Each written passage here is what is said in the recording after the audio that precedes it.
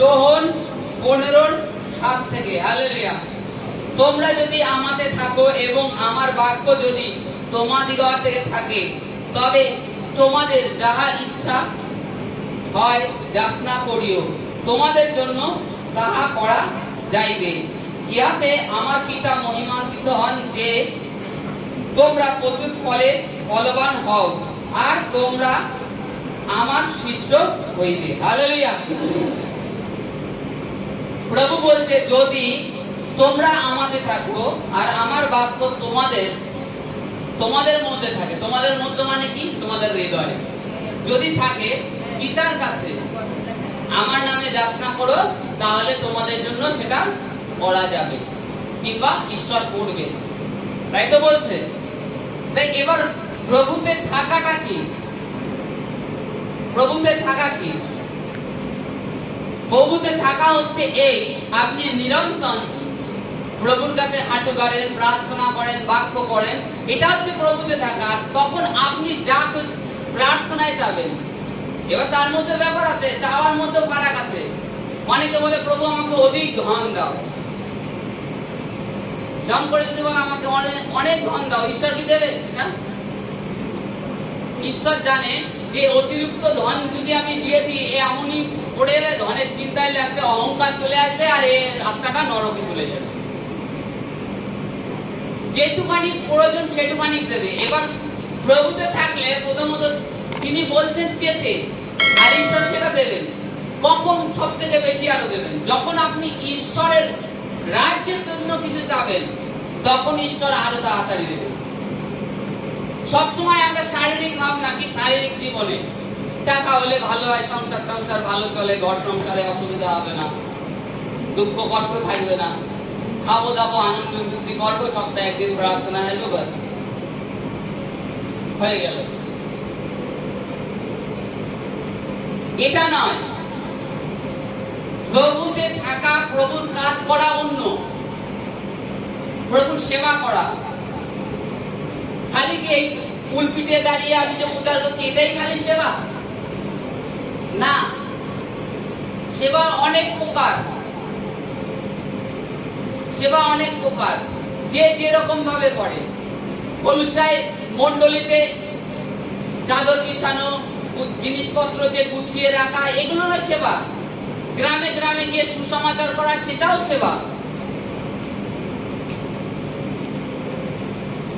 প্রভুতে already যে কোনো কাজ সেটা সেবা, সেবার মধ্যে পড়ে। এবার তখন যদি আপনার যদি মনে করুন, যার কোমরের ব্যথা, অনেকে ভয় পায়, আমি এই বস্তা তুলবো, আমার কোমরের ব্যথা উঁচু করতে পারবো না।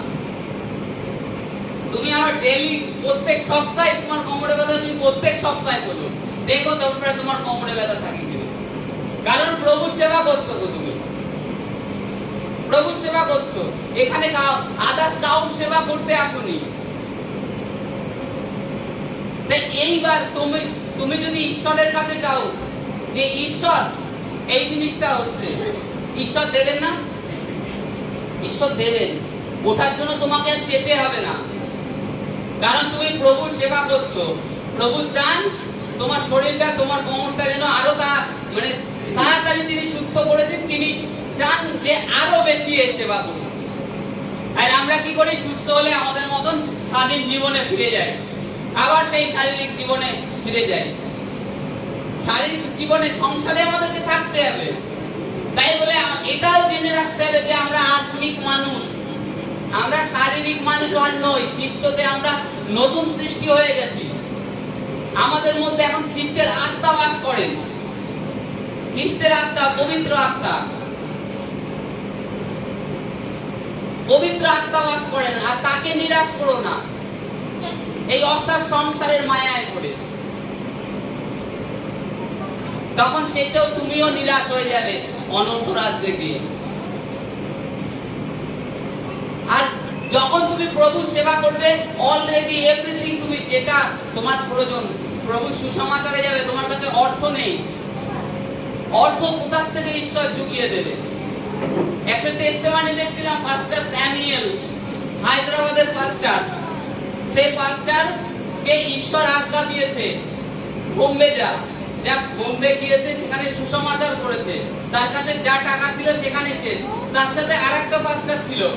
তখন ঈশ্বর আজ্ঞা দিল, তুই এবার আহমেদাবাদ যা।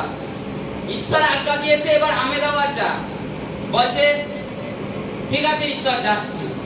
অথচ ট্রেনের টিকিট কাটার অবধি পয়সা নেই। স্টেশনে গিয়েছে, প্রভুর কাছে প্রার্থনা করে স্টেশনে গিয়েছে, ট্রেনে উঠবে, টিকিট কাটতে পারছে না, বসে রয়েছে প্ল্যাটফর্মে। তা তখন ওই পাস্টার বলছে, পাস্টার স্যামুয়েল, ট্রেন তো ছেড়ে দিচ্ছে, হরেন দিচ্ছে, এখনই বেরিয়ে যাবে। বলছে প্রভু বলেছে আমাকে আহমেদাবাদে যেতে, আর এই ট্রেনে আমাকে নিয়ে যাবে। আমি যতক্ষণ না টিকিট কাটবো, যতক্ষণ না ট্রেনে উঠবো, ততক্ষণ এই ট্রেন ছাড়বে না। এই ট্রেন ছাড়বে না। এই করতে করতে আধা ঘন্টা সেখানে বসে রয়েছে, ট্রেনের টাইম পার হয়ে গেছে, ট্রেন ছাড়ছে না। সিগন্যাল ও লাইনের সিগন্যাল দিয়ে দিয়েছে, অথচ ট্রেনে চালু হচ্ছে না ইঞ্জিন।